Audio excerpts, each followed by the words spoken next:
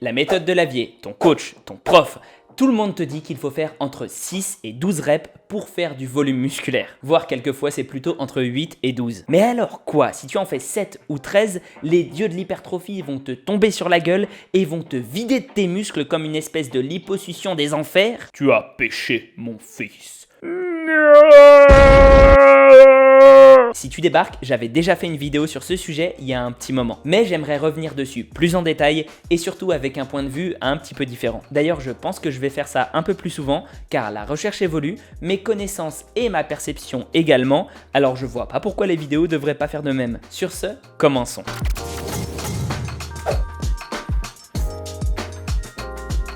Ce que j'aime bien, ce sont les raisons qu'on évoque souvent pour ce type d'hypertrophie. Je vais te dire ce que j'ai entendu à droite et à gauche et même quelques fois dans des bouquins très reconnus. Spoiler, je vais totalement parler de la méthode de Lavier. C'est parce qu'on travaille sur du glycolytique. Du coup, on augmente les réserves en glycogène à cause de ça. Je fais l'accent du sud uniquement pour marquer une différence. Je pense pas que les sudistes sont cons. Alors sinon, c'est vrai, mais augmenter tes réserves en glycogène n'est pas franchement le but de la musculation hypertrophique. Oui, ça peut servir dans ce qu'on appelle le rebond glucidique avant une compétition. Refaire ses stocks pour avoir des muscles qui paraissent plein. Ou même dans le quotidien pour avoir l'air plus costaud en même temps que d'avoir de meilleures performances. Mais ce qu'il faut comprendre, c'est que tes réserves, elles se saturent rapidement et que si tu n'augmentes pas ta masse musculaire, elles resteront au même niveau. De plus, le travail est aussi glycolytique au-delà de 12 reps et avant 6. En fait, c'est plutôt la quantité d'efforts qui vont déterminer s'il y a glycolyse ou non. Si tu ne faisais qu'une seule série d'un seul exercice, je veux bien croire que c'est seulement la filière ATP-CP qui serait utilisée. En gros, ce sont les réserves d'énergie minimales disponibles dans tes muscles sans avoir besoin de casser un substrat. Mais la fatigue s'accumule au fur et à mesure des séries normalement. Certes moins, mais tout de même assez pour que Greg Nuckols en parle dans un article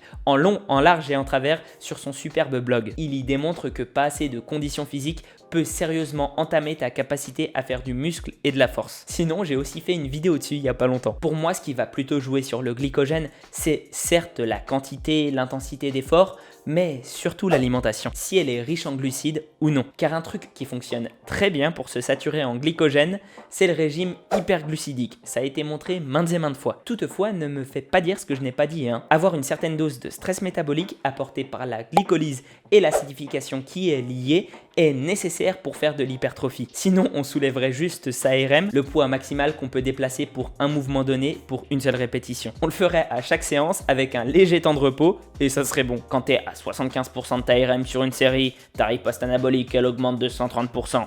Ce qui n'est pas le cas quand tu es à 60 ou 90% de ta RM. Là, la riposte est juste à 100%. Préparez l'artillerie lourde, on s'occupe de la riposte anabolique soldat. Ici, c'est la guerre. Mais chef, l'ennemi n'a pas été assez agressif pour ça. On n'a reçu que 60% de la RM. Putain de convention de Genève. Ça, c'est une phrase de la méthode de Lavier 2. Et c'est une des raisons pour lesquelles il faut être sceptique de la méthode de Lavier. Je vais me faire insulter en commentaire, je sens. En gros, je te l'explique. 60% de ta RM correspond environ à 15 à 20 répétitions avant d'arriver à l'échec musculaire. 75 c'est plutôt 8 à 12 et 90 5. Je schématise bien sûr, mais c'est pour que tu comprennes plus aisément. Il s'avérerait que si tu soulèves à 75% de ta répétition maximale, tu produirais plus d'anabolisme, 30% exactement, qu'à 60 ou 90% de ta RM. J'ai retrouvé l'étude en question à partir de laquelle ils ont tiré leurs conclusions. À peine cité dans le bouquin, juste le nom du chercheur principal et l'année. Faudrait pas aller checker les sources. Et j'ai plusieurs gros problèmes avec cette dernière. Déjà, son but n'était pas du tout de voir quelle serait la meilleure stimulation anabolique en fonction de la RM. Non, il s'agissait plutôt de comparer des jeunes et des vieux adultes pour voir la différence d'anabolisme en fonction des exercices. Ensuite, quand on regarde de plus près le protocole, on se rend compte qu'à 60%, ils étaient en série de 9. Donc, comme on vient de le voir, on est plutôt à 10 reps de l'échec. À 75%, 3 séries de 8. Là, on est à 4 reps de l'échec. Et 90%, 6 séries de 3. 2 répétitions de l'échec, mais 2 fois plus de séries. Note-le bien. D'après ce qu'on a constaté ces dernières années, même si ça a été un petit peu chamboulé récemment, mais admettons que ce soit vrai, s'approcher de l'échec musculaire est la façon la plus simple de s'assurer qu'on a activé toutes les fibres d'un muscle et donc que l'hypertrophie sera optimale. Bon, mais ça explique le manque d'anabolisme pour les 3 séries de 9 à 60%, mais pas pour les 6 séries de 3 à 90%. Si? Effectivement, non, mais si on fait trop de volume proche de l'échec musculaire, l'anabolisme a peu de chances d'être très bon non plus, parce que ce sera trop endommagé. Petite flash news par rapport au chamboulement dont je te parlais juste avant. D'après une récente analyse d'études sortie ce mois-ci au moment où j'écris ces lignes, il semblerait que s'entraîner plus loin de l'échec musculaire soit plus efficace,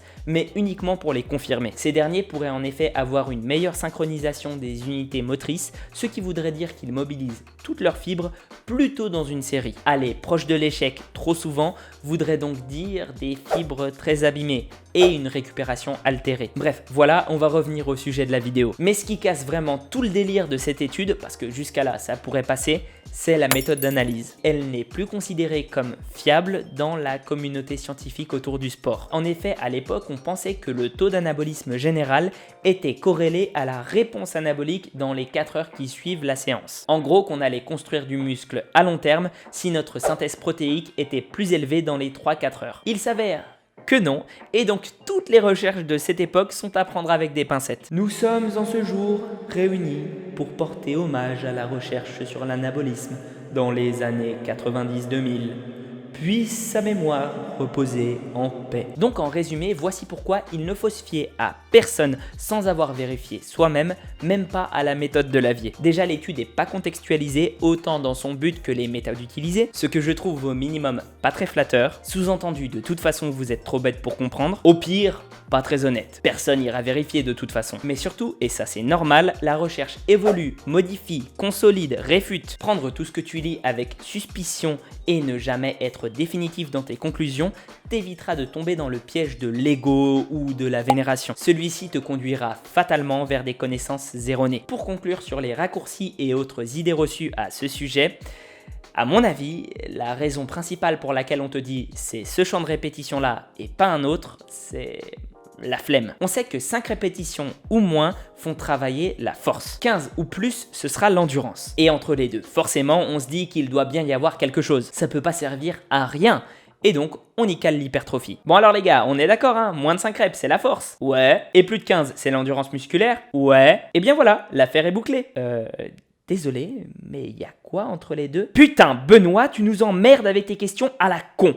Entre les deux, il y a l'hypertrophie, voilà. Ah bon, mais pourtant, Benoît, je te jure que dans 2 secondes, t'en prends une. Attention, je ne veux pas dire par là que c'est faux, mais plutôt que c'est un raisonnement paresseux. Je ne dis pas que c'est celui des scientifiques, voire même pas du tout, mais plutôt que c'est la raison pour laquelle, ça se propage. Et ouais, c'est pratique, c'est logique, ça rentre dans la case. Mais bref, revenons à nos moutons. Pourquoi 6 à 12 reps pour la majorité de tes séries? Car après tout, une étude a bien montré qu'il y avait un petit, mais bien palpable avantage à varier tes champs de répétition. Et ce pour l'hypertrophie et la force. Je n'ai malheureusement pas accès à l'étude complète et donc je ne peux pas t'en faire un résumé comme je l'aurais voulu. Mais on peut supposer qu'en ayant une partie de leur série entre 2 et 4 répétitions, une autre entre 8 et 12 et enfin une dernière entre 20 et 30, certains individus étaient juste plus sensibles à certaines plages de répétition que d'autres. Mais même si ça n'était pas le cas, il s'agit d'une étude uniquement réalisée sur 8 semaines, pas du long terme et ça ne prend en compte que l'hypertrophie et la force. Pas des choses du style la récupération ou le nombre de blessures. Car par exemple, on sait que les powerlifters qui travaillent très lourd,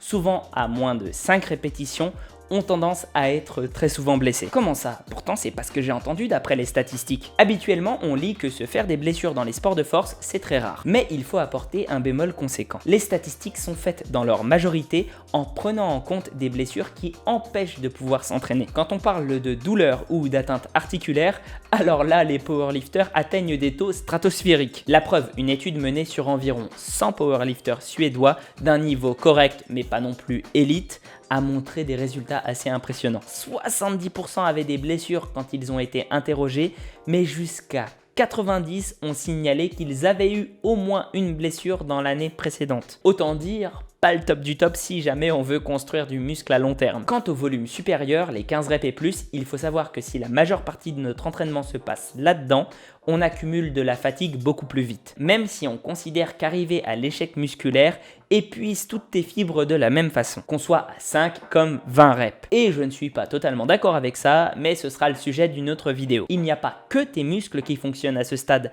l'effort est aussi cardio, tu brûles plus d'énergie, etc. Plus l'effort est long et intense, plus la récupération devra être conséquente. Autant dire que ce n'est pas non plus la solution optimale à mon avis, ce qui veut dire qu'en définitive, la majorité de tes reps doit être entre 6 et 12 pour l'hypertrophie, car c'est le compromis idéal pour limiter au maximum les blessures et en même temps optimiser la progression. J'aurais tendance à recommander de faire quelques séries plus lourdes sur les gros exos polyarticulaires et d'autres plus légères sur ceux d'isolation. Mais, comme le préconise Helms dans son livre sur la pyramide de l'entraînement, faire la majorité de tes séries entre 6 et 12 répétitions, disons 70 à 80%. Une étude récente analysée dans Mass par Greg Nuckols semble faire le contrepoint néanmoins, en montrant que la variance sur une semaine dans des champs de répétition différents ne semblait pas influencer l'hypertrophie. En gros, qu'on peut toujours rester au même nombre de reps par série et quand même gagner du muscle de façon similaire. Ou plutôt que ça va pas nous faire gagner plus de muscles de faire l'inverse. Mais autant je considère que c'est un des meilleurs auteurs sur la science du sport à l'heure actuelle, au moins appliqué à la force et l'hypertrophie, autant j'arrive pas du tout à comprendre ses conclusions sur ce sujet-là. Il cite dans son analyse l'étude de Brad Schoenfeld que je t'ai expliqué un peu plus tôt, mais aussi le fait que de nombreuses études montrent qu'apporter un stimulus différent que celui avec lequel on s'entraîne préférentiellement d'habitude, ça relance l'hypertrophie de façon conséquente en général. Alors quoi, s'entraîner en lourd suivi d'un entraînement léger, ça relance ton hypertrophie, mais si tu t'entraînes en lourd et en léger dans la même semaine, alors ça n'a pas d'incidence? Ça me semble pas logique du tout, surtout si on regarde justement l'étude de Schoenfeld que je t'ai citée précédemment. Et puis d'un point de vue adaptation à l'entraînement, s'entraîner en lourd permet de gagner de la force, ce qui se traduira à son tour par plus de tension mécanique sur nos fibres, alors qu'en endurance, ça améliorera notre endurance et donc le stress métabolique qu'on pourra accumuler. Ce sont les deux facteurs principaux d'adaptation hypertrophique. Mais fermons cette parenthèse, car en définitive, je pense qu'on peut le dire, entre 6 et 12 reps est bien la plage idéale pour faire des progrès à long terme en hypertrophie, sans pour autant négliger ce qui se trouve en dessous et au-dessus. Voilà, j'espère que c'est désormais plus clair dans ton esprit, et si tu as appris un ou deux trucs, n'hésite pas à liker, partager, t'abonner, ça m'aide. Tu peux aussi aller voir mon Insta, t'abonner dessus parce que je donne des conseils, mon Discord pour venir dans cette magnifique communauté qui s'entraide et qui est vraiment cool, et tu peux me récompenser sur Utip, Tipeee, si tu trouves que mon travail vaut la peine de ça. Prends soin de toi et à la prochaine. Alors, allons voir si la méthode de Lavier a autant de fanatiques que la méthode l'a fait dans les commentaires.